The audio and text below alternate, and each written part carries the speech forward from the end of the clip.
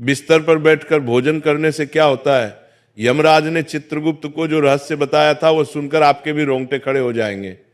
तो चलिए जानते हैं कि मनुष्य को बिस्तर पर बैठकर भोजन क्यों नहीं करना चाहिए।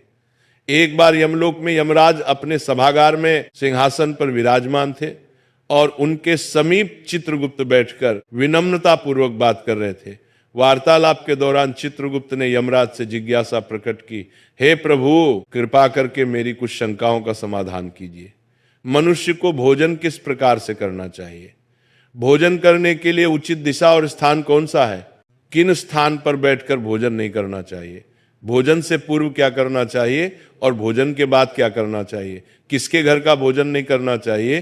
किन स्थान पर बैठकर भोजन करने से आयु कम होती है?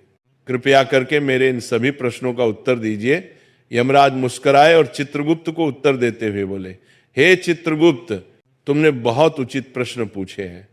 वास्तव में इन सभी प्रश्नों का उत्तर मनुष्य के आचार व्यवहार और उसकी आदतों में छिपा होता है। जैसा आचरण मनुष्य करता है वैसा ही फल उसे भोगना पड़ता है। अच्छे आचरण से सुख और दीर्घायु प्राप्त होती है, वहीं अनुचित आदतों के कारण दुख और अकाल मृत्यु तक हो सकती है। मनुष्य को भोजन करते समय शास्त्रों के नियमों का पालन अवश्य करना चाहिए। जो भी मनुष्य शास्त्रों के नियमों का पालन करते हुए भोजन ग्रहण करता है वो निश्चित ही दीर्घायु होता है।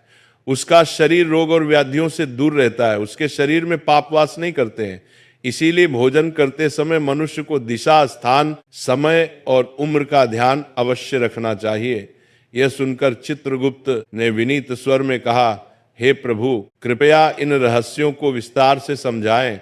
भोजन संबंधी जो जो नियम है मुझे विस्तार से बताइए। यमराज गंभीर स्वर में बोले, हे चित्रगुप्त, तुम्हारे प्रश्नों का उत्तर देने से पहले मैं तुम्हें एक प्राचीन कथा सुनाता हूं। इस कथा को ध्यान से सुनो, इसमें तुम्हें तुम्हारे सभी प्रश्नों के उत्तर मिल जाएंगे। ये कथा अत्यंत शिक्षाप्रद है। जो भी इस कथा का श्रद्धा पूर्वक श्रवण करेगा और उसका प्रचार करेगा, उसके 32 प्रकार के पाप मैं क्षमा कर दूंगा। यह सुनकर चित्रगुप्त हर्षित हो गए और बोले, हे धर्मराज, आपके मुख से इस महान कथा को सुनना मेरा सौभाग्य है। मैं ध्यान पूर्वक इसे अवश्य सुनूंगा। फिर यमराज चित्रगुप्त को प्राचीन कथा सुनाने लगते हैं। वो कथा मैं आपको सुनाऊंगी। प्रिय श्रोताओं, ये कथा बहुत ही ज्ञानवर्धक है।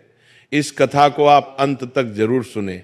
प्राचीन काल में मगध देश के विजयपुर नामक राज्य में चंद्रकेतु नाम के प्रतापी और धर्मपरायण सम्राट राज्य करते थे। उस राज्य में प्रकृति की भरपूर संपदा थी और प्रजा अत्यंत सुखी एवं संतुष्ट थी। राजा चंद्रकेतु गुणवान, बुद्धिमान तथा दयालु हृदय के थे। वह सदैव प्रजा के हित में प्रयत्नशील रहते और यज्ञ, दान व जनकल्याण के अनेक कार्य करते रहते थे। प्रजाजन उन्हें पिता के समान आदर एवं प्रेम देती थी। राजा की पत्नी रानी शीलवती भी उतनी ही धर्मपरायण, सुंदर और सदाचारी थी। रानी शीलवती प्रतिदिन पूजा पाठ करती, जरूरतमंदों को अन्न वस्त्र दान करती और सच्चे हृदय से प्रजा के कल्याण की कामना करती थी। इस दिव्य दंपति के राज्य में सभी सुखी थे, किंतु एक दुख था जो राजा रानी के हृदय को सालता रहता था। वह दुख था संतान न होना। राजा चंद्रकेतु और रानी शीलवती की कोई संतान नहीं थी। वर्षों बीत गए, उन्होंने अनेक व्रत, पूजा और यज्ञ किए, देवी देवताओं से प्रार्थना की, ऋषि मुनियों की सेवा की, परंतु उन्हें पुत्र या पुत्री प्राप्त नहीं हुई। दोनों इस बात से अत्यंत दुखी रहते थे। राजा अपने महल में कई बार चिंतित होकर सोचते, मैंने ऐसा कौन सा पाप किया है जो मुझे पुत्र सुख से वंचित रहना पड़ रहा है। राज्य में सब कुछ है, प्रजा सुखी है, पर मेरे वंश को आगे ले जाने वाला कोई उत्तराधिकारी नहीं।